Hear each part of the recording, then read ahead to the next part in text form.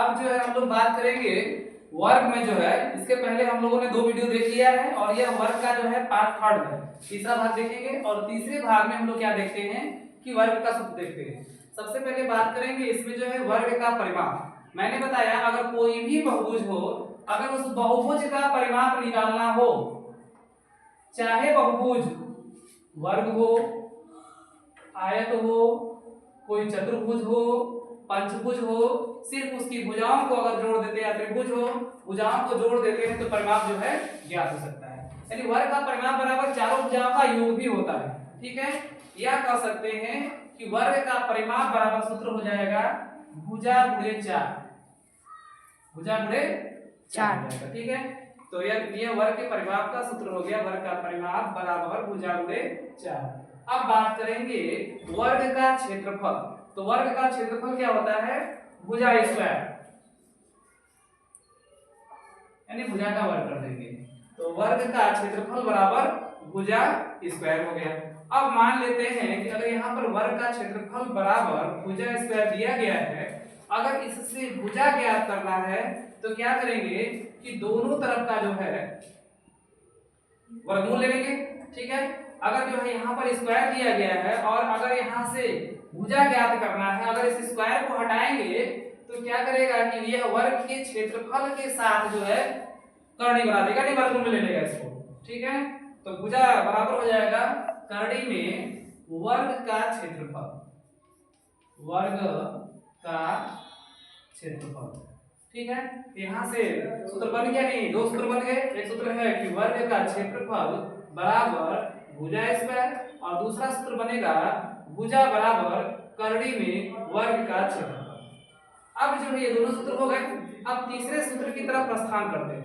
तीसरा सूत्र कह रहा है कि यदि वर्ग का विकर्ण ज्ञात हो तो, ठीक है, इस कंडीशन में वर्ग का क्षेत्रफल क्या होगा? अगर विकर्ण ज्ञात रहता है तो वर्ग का क्षेत्रफल क्या होगा? सबसे पहले प्रश्न मन में बन रहा होगा कि विकर्ण क्या होता है, तो यहाँ से चित्रों के माध्यम से विकर्ण को समझने की कोशिश करेंगे। इसके पहले अगर वीडियो में जाकर देखेंगे तो इसके विषय में जानकारी हो जाएगी कि वर्ग का विकर्ण क्या होता है। तो विकर्ण यहाँ से खींचते हैं, इसको ऐसे खींचते हैं, यही वर्ग का क्या है? विकर्ण है। और यह विकर्ण मान लो अगर दिया गया है तो वर्ग का क्षेत्रफल बराबर होता है विकर्ण का स्क्वायर बटे 2। यहाँ से देखेंगे कि वर्ग का क्षेत्रफल बराबर विकर्ण का स्क्वायर बटे 2। अब ये सभी सूत्र कैसे प्राप्त होंगे इसके विषय में हम लोग यहाँ पर देखते हैं। ठीक है, इस पूरे सूत्र को देखेंगे कि यह सूत्र जो है किस प्रकार से प्राप्त हो रहा है। अब जो है यहाँ पर लिख लेते हैं कि वर्ग का क्षेत्रफल बराबर विकर्ण का स्क्वायर बटे 2। यह इसका मेन सूत्र है। इसके बाद इससे एक अन्य सूत्र कैसे प्राप्त करते हैं देखेंगे कि जो वर्ग का जो क्षेत्रफल होता है यह क्या होता है। तो यहाँ पर बताया गया है कि वर्ग का क्षेत्रफल क्या होता है? भुजा के स्क्वायर के बराबर होगा।